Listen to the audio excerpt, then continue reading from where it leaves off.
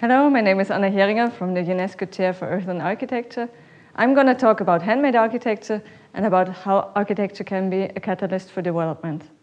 For me, architecture is a tool to improve lives, and I don't mean just a roof on top of our heads, but I mean building up communities at the same time as we build up our buildings, building up self-confidence of the people, and building up skills, and offering a lot of work opportunities to the people, and also caring for a beauty and a cultural identity, because this is very strongly linked to dignity. I'm focusing not on the cities, but I'm focusing on the rural areas and on the reason why people move from the villages to town. And one of the reasons is that we found out with the NGO I'm cooperating with Deepshika, that they don't have really good education facilities for the people there. So the first project I did in the rural areas in Bangladesh, in the village Rudapur, it was building up a school with the people there. And whenever I start building a project, I look at three aspects: what local materials are available, what energy sources are available, and what skills are available. And in Bangladesh, we have bamboo and earth as the local building materials, straw, and the main energy source is, of course, people. And so we try to involve as many people as possible in our construction sites. So you see, we built our buildings very basically with water buffaloes and cows as the mixing machine. We built the walls up by hand. So we only use a spade to trim the walls that are made out of straw and earth only, no cement added, load-bearing walls. And we also use very basic methods for the bamboo construction. It's just a steel dowel and a lashing around the poles.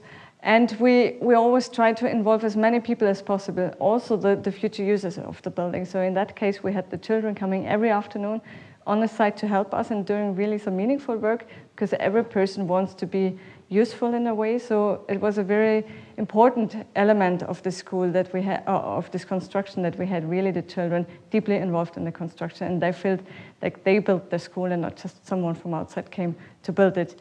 So this is the Métis School in Rudapur after 6 months of work. I did it together with Eike Roswag, an architect from Berlin. And it was my diploma project that time, so it's maybe encouraging for students. You really go out and build your projects. It's really fun, it's worth doing it, although it's a lot of struggle, of course, and sometimes trials and errors, but it's really worth trying something. And as you can see, the facades are pretty raw. We wanted to show what's actually in the walls. There's just nothing besides the straw and the mud. But we kept the colors also as a kind of a dialogue with the raw facade of the mud. And the colors were very important to bring the emotions, so the people are just really to accept that building and really like that building. And it's tradition in Bangladesh in the rural areas to sit on the floor. We kept this tradition, and through these boat halls that you see, they enter this kind of cave areas where they can retreat. When they're done with their works, they can really go back and read for their own, or they can do some little teamwork there, or they can meditate. They do a lot of meditation there in the school. And of course, in the breaks, it's also used for playing. So this is the upper floor with the saris under the roof. That's also an element you find a lot in the rural houses. So when I'm designing, I'm always trying to look what's existing in the potentials and get a lot in the village, and I'm really drawing a lot of inspirations from the place itself. And there's already so much beauty existing, you just have to take it and compose it in your personal way. And after the school, we did a housing project for the farmers in Rudapur in that area, also to show how they could use the techniques for their own houses and to improve their living conditions. And we did it together with students from the University Brack in Dhaka, and also Studio Base Habitat at the University in Linz. So the main objective of this housing project was to save land, because Bangladesh is one of the countries that has the highest density in population. And strangely, most of the people expand horizontal-wise and not topping up the buildings. And we were really motivating the people. You could save so much land if you add another story, which you can easily do with your own resources, with your materials, also without any crane or any really big equipment. You can just do it by your own hands. and you save the land for food cultivation, which is really crucial in Bangladesh. And that's the main responsibilities as architects and planners there, to save land for food cultivation. Because this is one of the main reasons why people move from the villages to the urban areas, because they don't have enough land to feed their family anymore. So this was the main objective of this project. And also to include the students, not just in the designing work, but also in the real construction, because I believe that you need to know how much energy is in the wall, that you have a different relation to energy. Once you physically build the wall and you feel the blasters in your muscles, then you know how much energy it takes to actually build houses. And I think it's important to have a physical relation to that. And it's also, of course, you build differently, you design differently when you really know the material. And I think it's important to understand the material to make it really that you're not designing against the characteristics of that specific material, but within that characteristics. That makes it economically more affordable and also, of course, more robust towards the climate. The clients were deeply involved in the process as well, as you can see on this picture. This is Rohini and his wife. And in terms of design and architecture, we try to be humble with these buildings, not to cause any social friction within the village. But as you can see in the neighborhood, you see the small huts. So it's kind of blending in, but still with the 2 stories, it gives an impulse to really to go a step further in the development and really try out new things, new techniques and new designs. And especially for saving land, it's very important.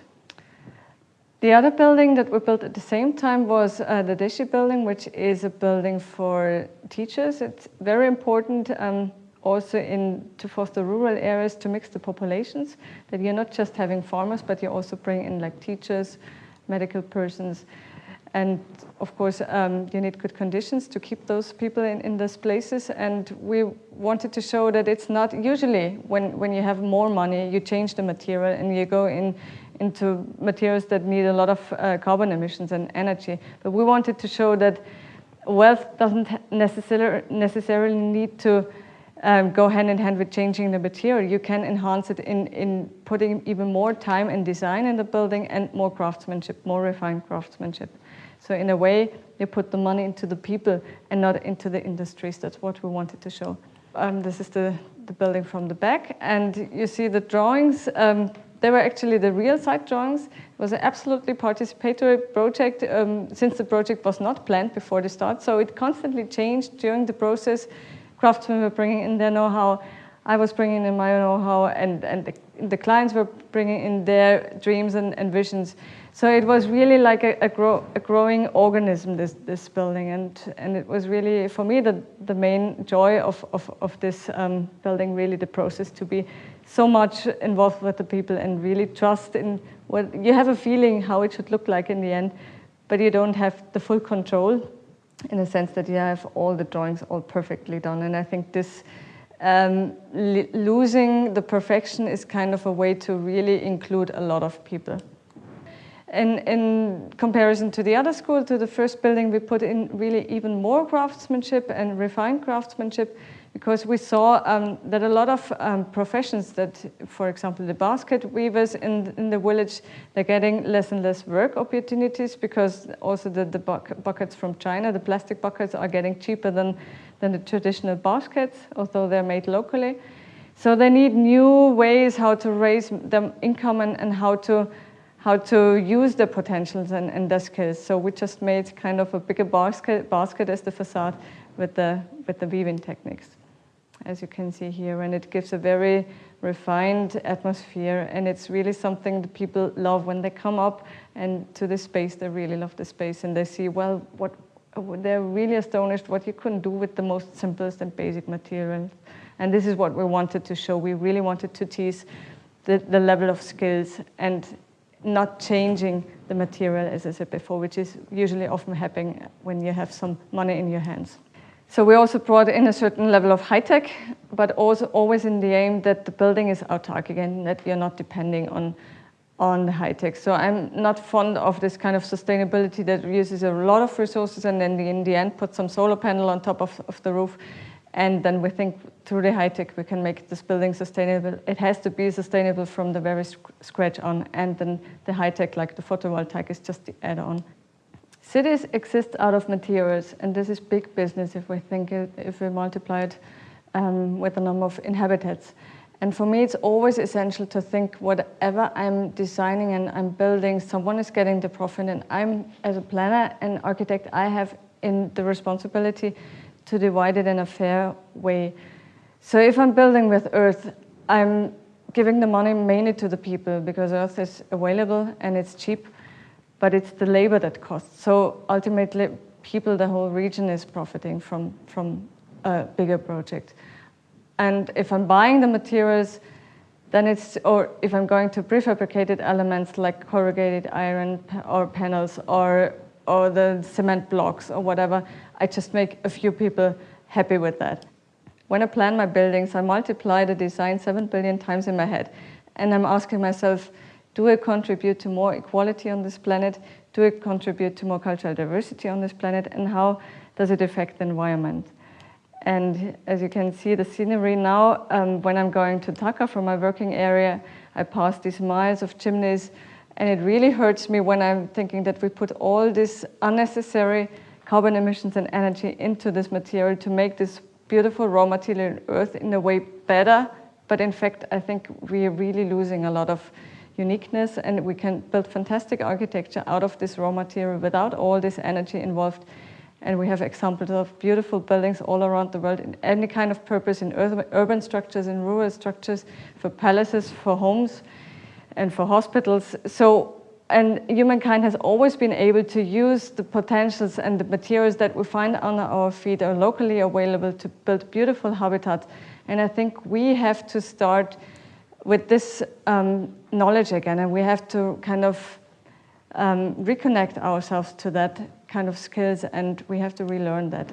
And what I see in development work, we are always trying to find standardized solutions because it's controllable, because it's easy to plan. But in fact, we should really have in our mind that we are kind of also destroying the diversity, the cultures, and we really need to be more sensitive towards that.